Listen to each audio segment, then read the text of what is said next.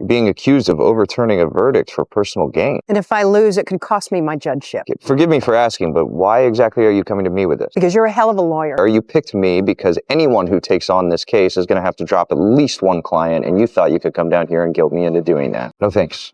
I can't ask my firm to drop a client right now. I'm sorry. You're sorry? You stood in my courtroom, said you'd been given a gift and you wasted it. I've served for 20 years. They're accusing me of something I didn't do. And I lose this, I lose everything I've ever worked for. We're representing Judge Sandra Rawls. Want to withdraw your complaint against her? And why would I do that? Because we have a signed agreement saying she'll recuse herself from Exodyne versus the state of New York.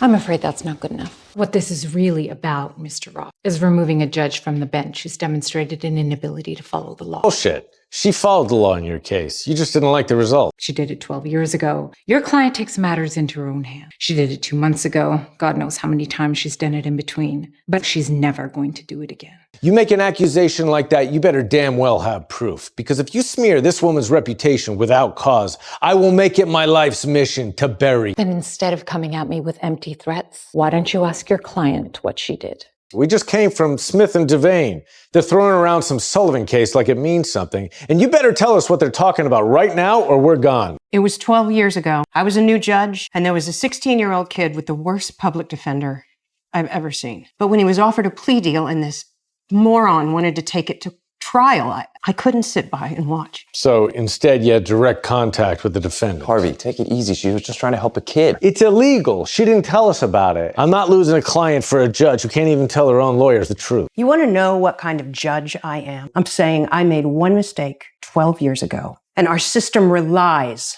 on having people like me up on that bench so that when people like you get in front of us, you don't go straight to prison.